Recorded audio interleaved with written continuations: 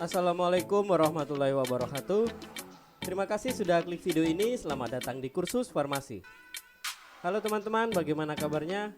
Saya harap kita semua dalam keadaan baik-baik saja ya. Ingat jangan lupa bersyukur ya, karena dengan bersyukur kita bisa merasakan kedamaian dan juga kebahagiaan di dunia ini.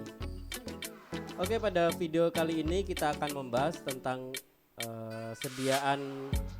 sebetulnya sediaan semi solid ya, tetapi nanti kita cetak menjadi sediaan solid atau padat. Ya, yaitu tentang suppositoria. Ya, nanti bagaimana formulasi suppositoria, lalu mungkin yang belum terlalu paham apa itu suppositoria, lalu bentuk jenisnya apa saja, bahan apa yang biasa kita gunakan dalam membuatnya, dan nanti juga evaluasinya. Nah, supaya lebih jelas maka tonton terus video ini sampai selesai tentunya ya. Oke, jangan lupa support channel ini dengan cara klik tombol subscribe-nya ya, dan juga share, like video ini ya. Oke, tidak perlu berlama-lama lagi, mari kita langsung ke pembahasannya.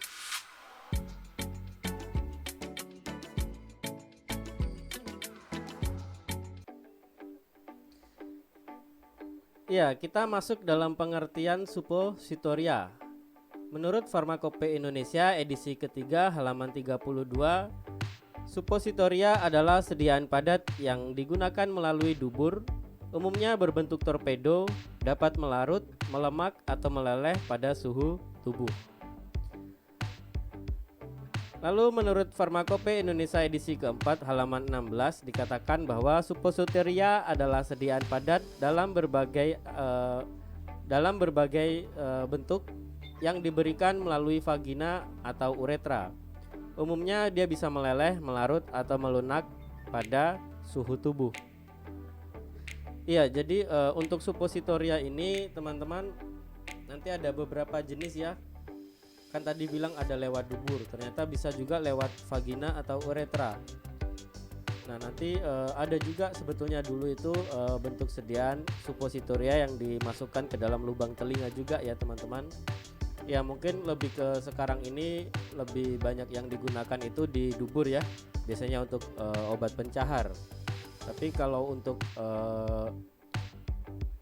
penghantaran hormon ya, seperti hormon estrogen dan lain-lain, biasanya untuk penguat kandungan di trimester pertama, nah itu biasanya melewati vagina.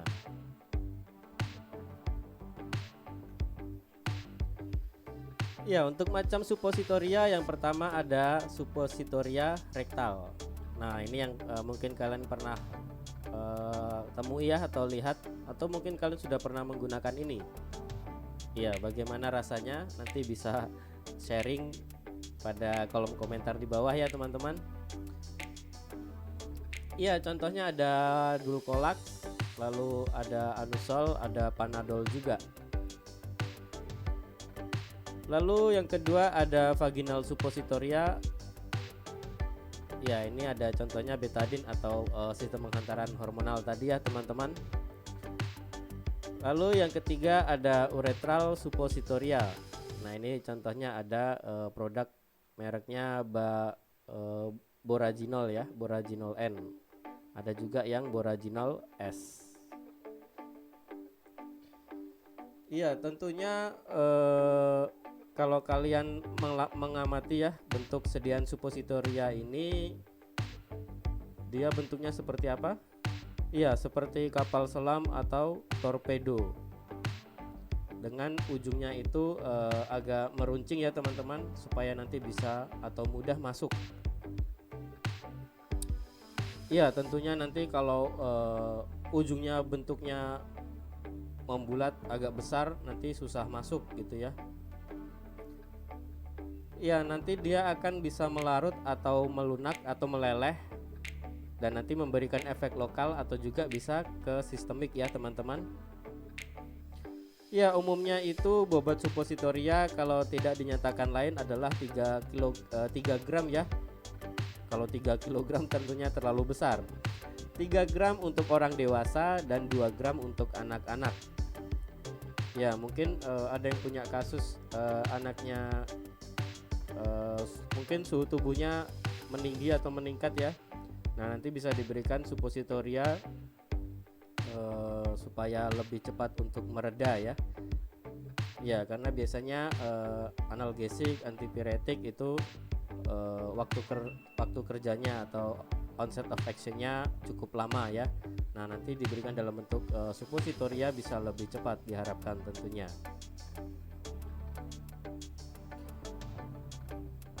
Iya, ini adalah contoh beberapa macam suppositoria ya teman-teman. Nah, lalu selanjutnya untuk bahan dasarnya atau biasanya kita sebutnya adalah basis.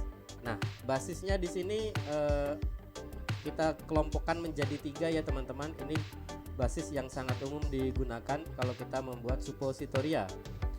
Yang pertama ada basis atau bahan dasar yang sifatnya berlemak atau berminyak ya.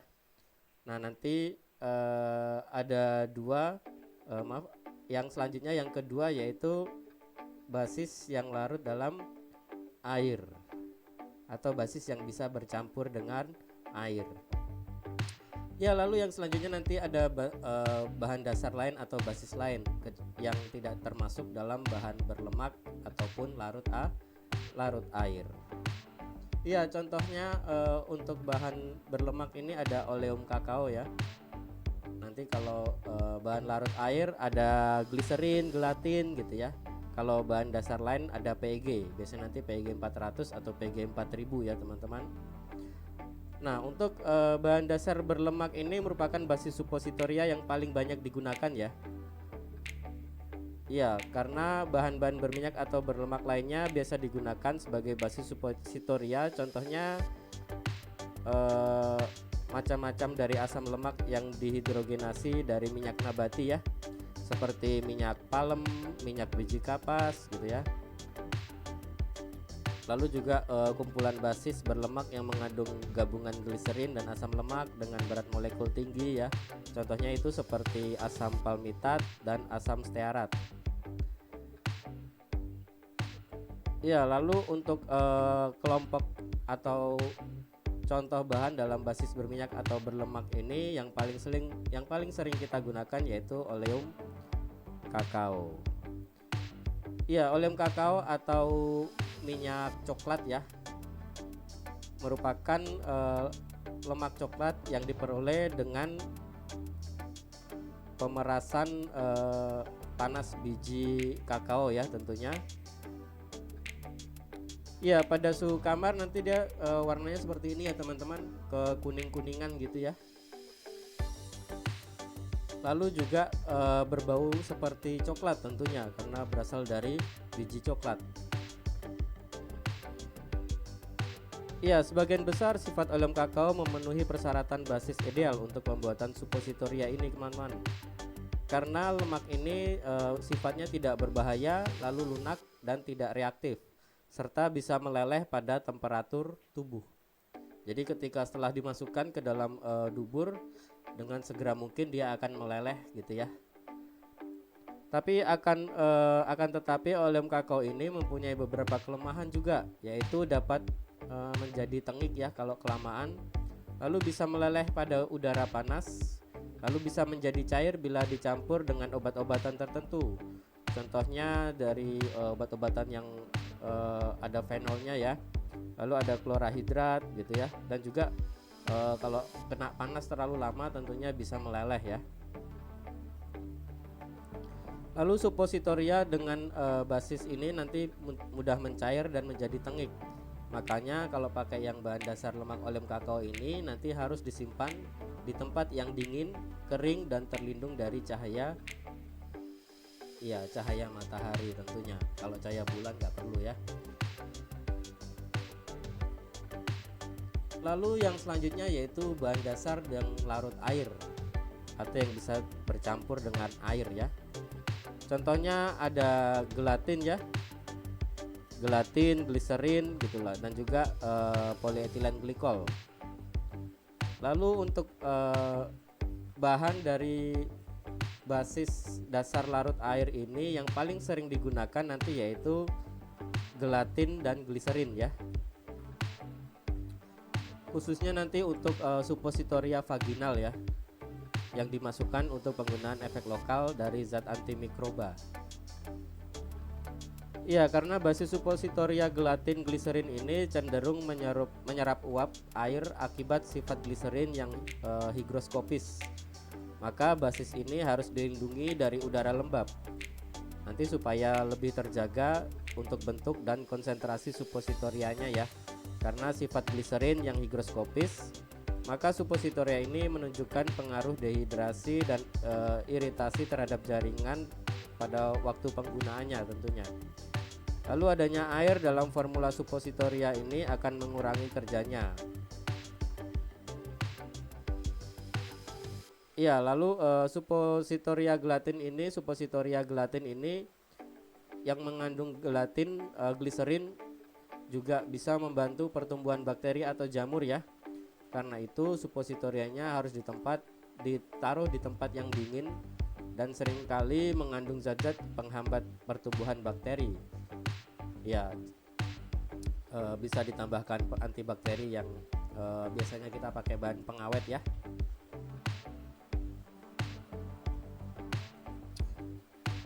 Ya, lalu pada selanjutnya yaitu basis lainnya ya. Untuk basis lainnya ini, dalam kelompok basis ini termasuk campuran bahan yang bersifat seperti lemak dan yang larut air atau bercampur dengan air teman-teman. Nah, bahan-bahan ini mungkin berbentuk zat kimia atau campuran fisika, beberapa diantaranya terbentuk oleh emulsi ya. Umumnya dari tipe air dalam minyak atau mungkin dapat menyebar dalam cairan berair. Salah satu dari contoh bahan ini yaitu adalah polioksil 40 stearat ya. Ya, polioksil 40 stearat itu suatu zat aktif pada permukaan yang digunakan pada sejumlah basis suppositoria ya. Ya, contohnya polioksil 40 stearat ini merupakan campuran ester monostearat dan distearat dari polioksietiledinol dan glikol basis panjang polimer rata-rata sebanding dengan 40 unit oksietilen. Bahan ini menyerupai lilin putih kecoklat-coklatan, padat dan juga larut air.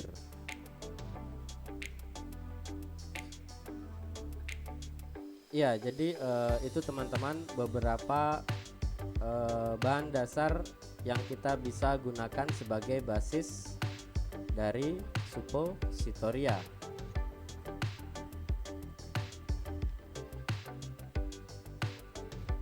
Nah, lalu untuk kelebihan dari sediaan suppositoria ini yaitu dapat menghindari terjadinya iritasi pada lambung karena memang tidak secara oral ya, tidak masuk ke dalam saluran pencernaan. Lalu dapat menghindari kerusakan obat oleh enzim pencernaan. Lalu obat dapat masuk langsung ke saluran darah dan berakibat obat dapat memberi efek lebih cepat daripada penggunaan obat per oral, dan baik bagi pasien yang mudah muntah atau tidak bisa atau kesulitan untuk menggunakan obat yang ditelan atau per oral ya teman-teman. Lalu untuk kekurangannya, ya kekurangan suppositoria ini yang pertama tidak menyenangkan penggunaannya. Atau mungkin kalian yang pernah suka menggunakan suppositoria? Ya, tentunya tidak ya teman-teman. Lalu yang selanjutnya yaitu absorpsi obat sering tidak teratur dan sedikit diramalkan. Iya teman-teman, karena tergantung juga dari proses pelelehannya itu ya. Kalau pelelehannya cepat ya kita bisa ramalkan absorpsinya cepat gitu ya. Lalu juga tidak dapat disimpan pada suhu ruangan karena basisnya tadi mudah meleleh ya. Nanti kalau mau dipakai dilihat tidak padat lagi tapi cair. Kalau sudah cair ya tidak bisa ya, atau sulit untuk dimasukkan ke dalam ya dubur, vaginal atau uretra tentunya. Maka dari itu nanti harus disimpan pada lemari pendingin ya teman-teman. Nah, ini adalah ada contoh dari sumber jurnal penelitian ya, yaitu formulasi dan evaluasi dispersi padat ibuprofen dengan dextrosa sebagai pembawa dalam sediaan suppositoria. Ya, lalu tujuan dari penelitian ini untuk mengetahui kesetaraan jumlah bahan aktif yang menggantikan bobot basis dalam suppositoria yang bertujuan untuk mengetahui bentuk fisik suppositoria.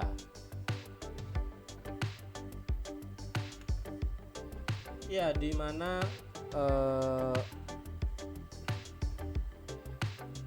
biasanya untuk anak-anak ya teman-teman, untuk anak-anak usia mungkin 6 bulan sampai 5 tahun ya, kalau mungkin sakit atau mengalami demam, biasanya kan kita kasih antipiretik gitu ya. Nah, walaupun penggunaan antipiretik tidak terbukti dapat mengurangi terjadi resikonya kejang akibat demam tadi ya, tetapi para ahli kesehatan di Indonesia ini sepakat bahwa pemberian antipiretik seperti paracetamol, ibuprofen gitu ya, atau aspirin itu bisa diberikan gitu ya. Lalu jika dibanding dengan obat lain, ibuprofen ini memiliki efek yang lebih baik daripada paracetamol atau aspirin teman-teman, khususnya untuk anak kecil yang berusia 6-24 bulan yang sedang demam, karena memiliki efek penurunan suhu yang lebih tinggi setelah 6 jam pemberian dosis pertama. Ingat, setelah 6 jam dosis pertama. Dosis yang diperlukan agar ibuprofen dapat memberikan efek antiterapeutik terhadap anak-anak pada sediaan suppositoria itu sekitar 125 mg ya. Ya, ada jurnal yang mengatakan, sumber yang mengatakan bahwa dosis 125 mg itu cocok untuk pemberian kepada anak-anak dalam bentuk suppositoria teman-teman. Tetapi ternyata antipiretik ini sama dengan analgesik ya. Dia termasuk BCS kelas 2, Biopharmaceutical Classification System ya, dimana BCS kelas 2 itu kelarutannya buruk dan permeabilitasnya baik. Nah, maka dari itu kita buat dalam bentuk sediaan suppositoria agar bisa permeabilitas dengan baik ya. Maka dia meleleh, dia bisa permeabilitas dan terabsorpsi. Lalu kelarutan yang buruk bisa diatasi karena tidak melalui peroral gitu ya. Jadi yang kemungkinan 2-4 jam baru berefek atau 6 jam baru berefek, diharapkan dengan dibuat suppositoria nanti bisa lebih cepat berefek gitu ya. Jadi anaknya demamnya langsung hilang atau lalu turun. Untuk metode pembuatan dari sediaan suppositoria ini ya, pada jurnal ini ya, ini adalah contoh dari formula suppositoria ibuprofen, di mana di situ ada ibuprofen sebagai zat aktif, lalu ada dextrosa sebagai polimer hidrofilik, lalu dia menggunakan basis lemak coklat ya, dan juga parafin cair sebagai pelumasnya. Ya, kenapa sih kok pakai dextrosa gitu ya? Ya, karena penggunaan dextrosa sebagai polimer hidrofilik pada sistem dispersi padat secara signifikan dapat meningkatkan laju disolusi obat yang terdispersi dalam matriks pada tingkat molekuler dibandingkan tanpa penggunaan polimer. Maka penggunaan dextrosa pada dispersi padat bisa menunjukkan laju disolusi yang lebih tinggi jika dibanding dengan polimer hidrofilik lain, contohnya seperti mannitol atau urea. Iya, jadi nanti ibuprofennya ini kita campur padat ya, campur padat dengan padat atau dispersi padat dengan dextrosa. Iya, karena ternyata dextrosa ini bisa mempercepat laju disolusinya ibuprofen.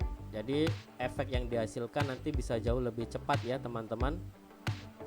Nah, lalu kenapa sih kok pakai dispersi padat gitu ya? Karena sebetulnya kan meningkatkan kelarutan bisa kita modifikasi secara kimia ya, zat aktifnya, atau di sini ibuprofennya.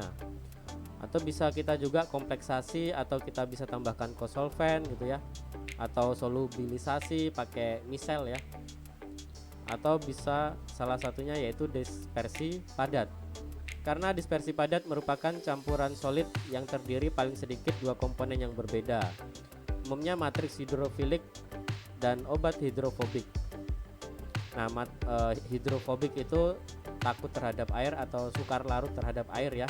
Sedangkan hidrofilik suka air atau larut air. Nah, polimer hidrofiliknya di sini adalah dextrosa. Lalu zat aktif yang sifatnya hidrofobiknya yaitu ibuprofen. Lalu matriks dapat berupa kristal atau amorf, sedangkan obat dapat terdispersi secara molekuler pada partikel amorf maupun partikel kristal. Lalu dispersi padat ini dibuat bisa dari solvent evaporasi atau metode pencampuran gitu ya. Lalu pelelehan merupakan metode yang paling banyak digunakan karena ramah lingkungan, biaya efektif, dan jarang ditemukan adanya masalah stabilitas dan juga toksisitasnya. Ya, jadi kenapa dipilih dextrosa sebagai polimer hidrofilik gitu ya. Lalu kenapa kok pakai polimer hidrofilik? Lalu juga kenapa nanti ada dispersi padat? Nah, tujuannya atau alasannya adalah itu ya teman-teman. Ya, lalu uji bilangan pengganti itu caranya nanti dilakukan menggunakan metode MOODY ya atau MOODY dengan menimbang bobot 6 suppositoria tanpa ibuprofen, lalu bobot 6 suppositoria dengan ibuprofen, dan bobot 6 suppositoria dengan dispersi padat ibuprofen dengan perbandingan 1:1 dan 1:2. Nah, nanti nilai bilangan pengganti bisa coba kalian cari di jurnal penelitian atau mungkin di sumber dari buku ya teman-teman. Di situ pasti ada. Kalau kalian lebih ingin lebih mendalami lagi ya untuk metode uji bilangan pengganti ini. Tapi di sini saya coba untuk fokus pada sediaan suppositorianya saja ya. Nah, lalu selanjutnya untuk pembuatan dispersi padat ya teman-teman, di mana ibuprofen dan dextrosa nanti ditimbang sesuai dengan perbandingan pada ini ya di tabel 1 atau komposisi atau formula suppositoria ibuprofen ini. Lalu nanti dilebur bersamaan di atas hot plate ya dengan suhu 145 derajat Celcius sambil diaduk hingga homogen. Nah, campuran kemudian dikeringkan pada suhu ruangan, lalu nanti kalau sudah kering digerus dan diayak dengan ayakan nomor 35. Ya, teman-teman.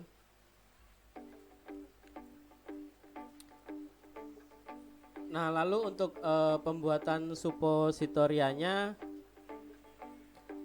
yaitu sejumlah lumak coklat yang sesuai dengan uji bilangan pengganti tadi dilelehkan dengan hot plate pada suhu 35 derajat Celcius ya. Ya, lalu nanti ditambahkan atau kita masukkan ibuprofennya secara perlahan, nanti diaduk sampai bercampur semua ya atau homogen. Nah, lalu campuran itu dituang dalam cetakan yang tentunya nanti cetakannya sudah diolesi dengan parafin cair ya sebagai pelumasnya. Lalu nanti dibiarkan sekitar 15 menit dalam suhu ruangan. Lalu disimpan, setelah itu disimpan di lemari es ya, suhunya 4 derajat Celcius selama 45 menit. Setelah itu nanti dikeluarkan ya dari cetakan. Ingat untuk mengeluarkannya harus hati-hati ya, karena permukaannya harus rata, licin, dan juga jangan lupa ujungnya nanti harus tetap runcing ya teman-teman. Ya, di sini untuk bobot suppositorianya diformulasikan 2500 mg ya atau 2,5 gram.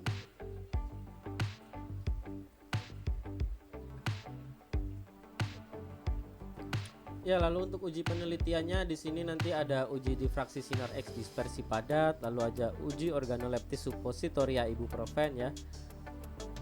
Lalu ada uji organoleptis dan juga uji keseragaman bobot suppositoria ya. Lalu juga nanti ada uji waktu leleh suppositoria ibuprofen ini, dan selanjutnya nanti ada uji disolusi suppositoria ibuprofen. Iya, untuk uji disolusi ibuprofen ini nanti kita pakai alat uji disolusi tipe 1 ya, atau tipe keranjang atau basket. Ya mungkin nanti kalian kalau mau lebih mendalami lagi atau mempelajari lagi tentang uji disolusi bisa lihat di video saya ya yang sebelumnya tentang uji disolusi, atau mungkin kalian bisa klik pada kanan atas ini ya teman-teman. Nah nanti medium disolusi yang digunakan yaitu 250 ml dapar fosfat pH 7,4 plus minus 0,1 ya pada suhu 37 derajat plus minus 0,1 derajat Celcius tentunya. Lalu nanti kecepatan pengadukannya 50 rpm ya.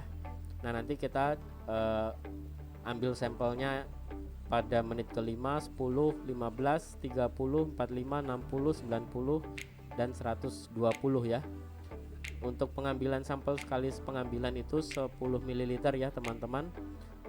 Nah nanti diukur absorbansinya ya untuk mencari kadar dari ibuprofennya pakai spektro UV ya.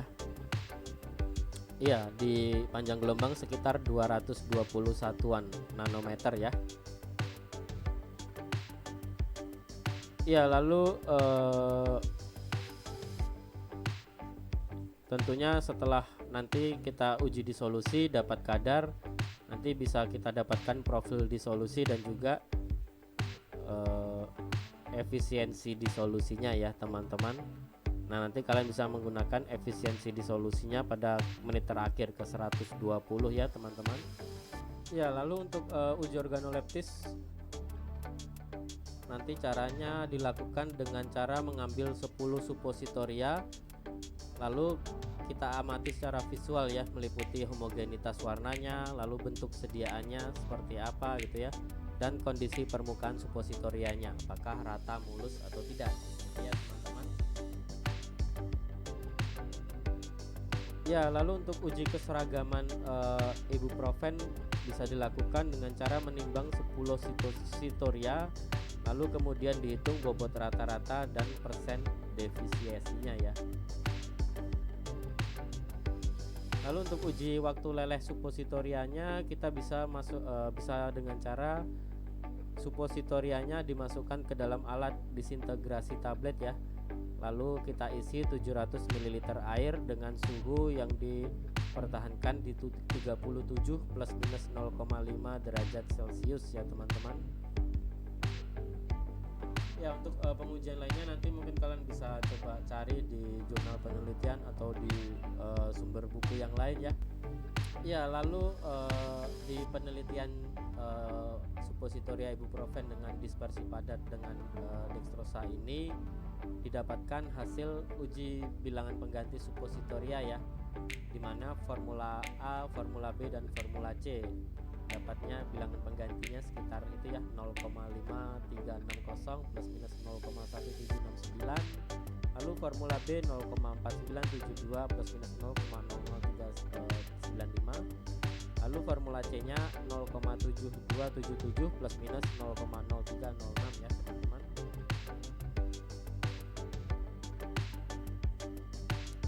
Ya lalu untuk pembahasannya, maka dalam pembuatan suppositoria ini perlu dilakukan uji bilangan pengganti yang tujuannya untuk mengetahui kesetaraan jumlah bahan aktif yang menggantikan bobot basis dalam suppositoria, di mana hasil yang didapatkan memenuhi spesifikasi yang ditentukan, di mana suppositoria yang baik adalah yang berbentuk runcing seperti torpedo, berwarna homogen sesuai dengan warna bahan, dan kondisi permukaannya tidak terdapat retakan dan juga lubang atau gempil cuil-cuil gitu ya teman-teman.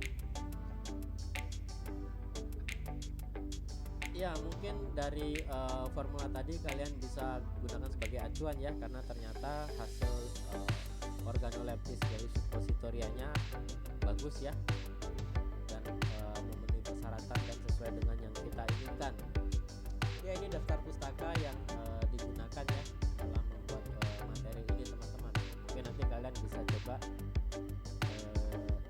cari sendiri ya, atau kalian pelajari sendiri untuk lebih mendalaminya. Oke, terima kasih sudah mengikuti video ini sampai selesai ya teman-teman. Iya, saya juga ucapkan terima kasih kepada pembuat dari materi dan slide ini ya, dari kelompok farmasi yang nanti saya sebutkan ya di akhir video tuh. Oke, jangan lupa yang belum subscribe di subscribe dulu ya, like juga videonya dan juga share ke teman-teman kalian kalau dirasa video ini bisa bermanfaat dan berguna bagi kita semua. Oke, sampai ketemu di video selanjutnya ya. Assalamualaikum warahmatullahi wabarakatuh.